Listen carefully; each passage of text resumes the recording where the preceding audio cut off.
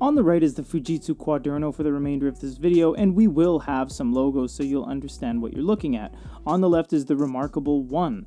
Now, the reason we're doing the Remarkable 1 is because the Remarkable 2 is not out for several months, and this just came out now. A lot of people have Remarkable 1s, see if they want to upgrade. First thing we're going to start off with is looking at the styluses.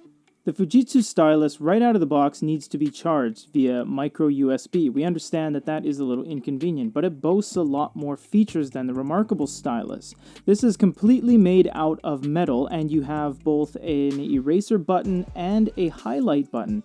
You also feature a carbon tip. This thing is very nicely weighted, and it has a magnetic snap that snaps to the side of the device. It also has a little loop, so you can actually tie a loop or a stylus string, and you'll never lose the actual stylus itself.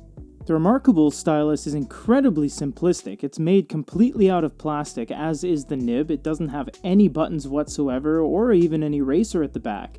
And it does have housing for one extra nib, but does that really outweigh having an eraser on the back? We don't think so. We would have liked to have seen an eraser. Yes, we know they have the Remarkable signature pen that does upgrade this device a little bit, but out of the box, the pen's not the greatest asset this thing has going for it. Neither device has a home screen on it. Your home screen is basically just a list of the things that you have.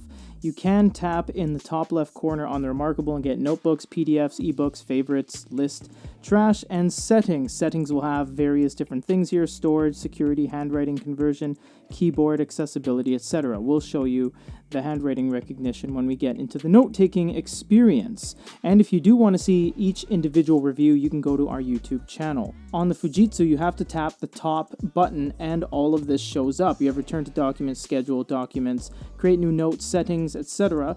The beauty of the Fujitsu is actually you do have NFC, so if you have that enabled or unenabled, it doesn't really matter. You can go to screen lock. You can actually assign an NFC card release. So basically, if you had an NFC card, you can go up to this device, assign the card to it, tap the NFC logo area, and unlock this device via the NFC card.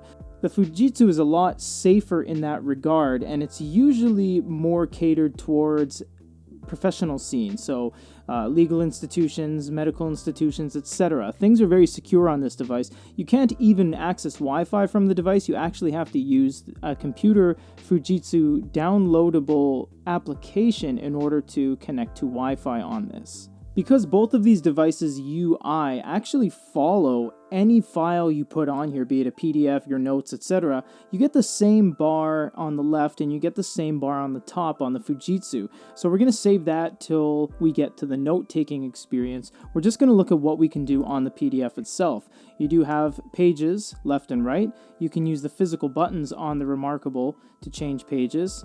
And when you try to pinch and zoom, you actually have no pinch and zoom capabilities whatsoever on the Remarkable. However, on the Fujitsu, you can pinch and zoom, and your percentage is at the top left corner there.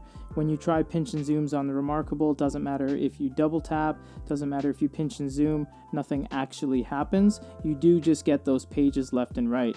You can go here and click on zoom in, etc. like that, but you don't have any direct capacitive compatibility to do anything with it. However, both of them right out of the box can take notes on it without any diving in or initiating any sort of scribble application.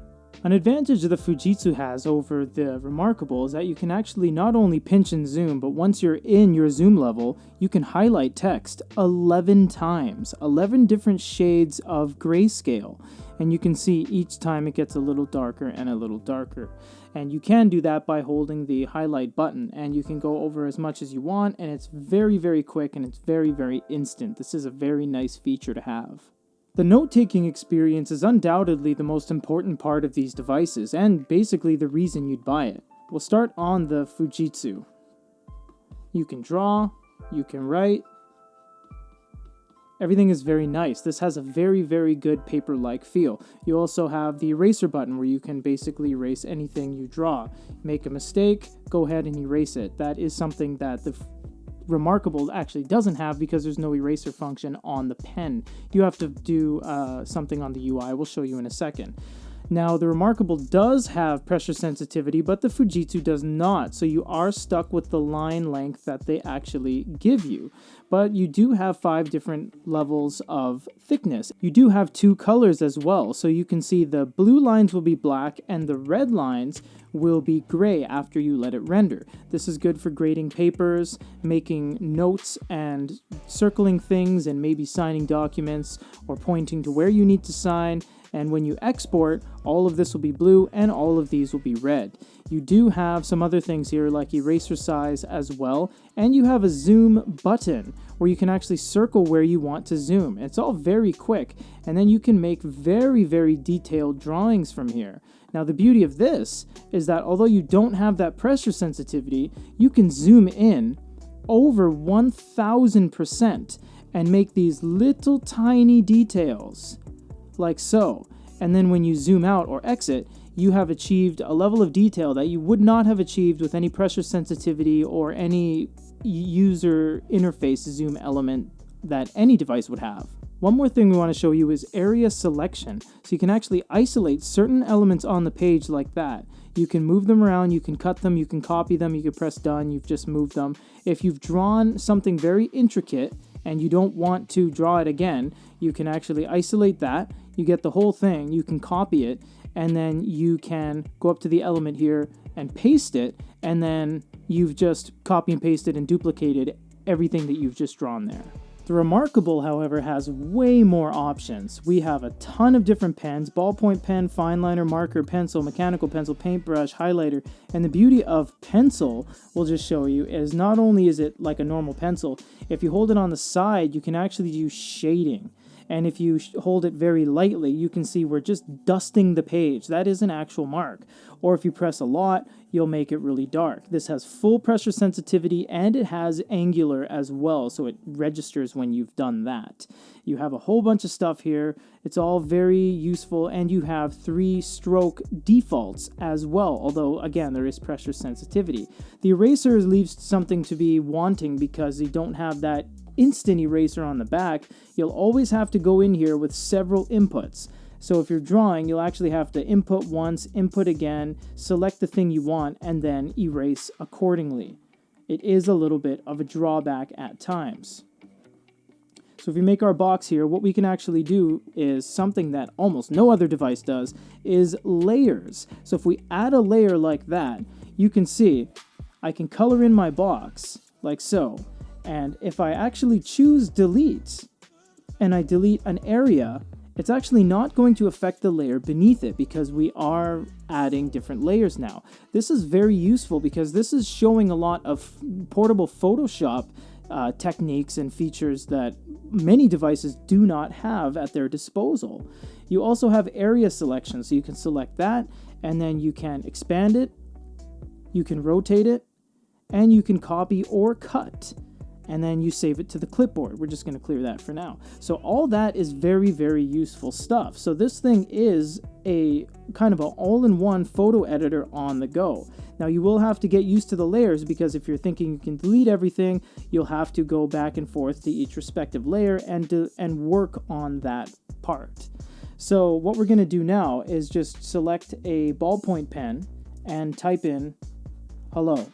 And then if you click on here, you can actually go down to convert to text and send. When you click on that, it's going to convert it into text like so, and you can send it, or you can select as many pages as you want to send. We're just going to cancel for now.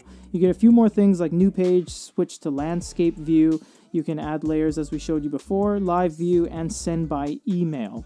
You don't have the ability to pinch and zoom like on the Fujitsu. You will have to use the zoom in, zoom out, or zoom selection tool, in which case you'll have to go like that, and then it will zoom in from there. It does look just as good as the Fujitsu when you do zoom in, so that's very nice, and you get a little window on the side. So all of that is very good, but it really doesn't have, if you break it down, it doesn't have quite as good of a feel as the Fujitsu does, but the downside about having that great feel is the tips wear down really fast on the Fujitsu. We're already seeing a pretty extreme angle on this carbon nib, whereas although the Remarkable doesn't have as good as a feel as the Fujitsu, it hasn't worn down nearly as much, and you do have that canister at the back if you want to swap one in. If you're thinking these devices are like the Onyx Books line or the Boyu line or even the Supernote line, you are incorrect. These devices are primarily note-taking devices. Neither of them have glow lights, neither of them have Android where you can install APK files. This is running Android, but you have no control over it.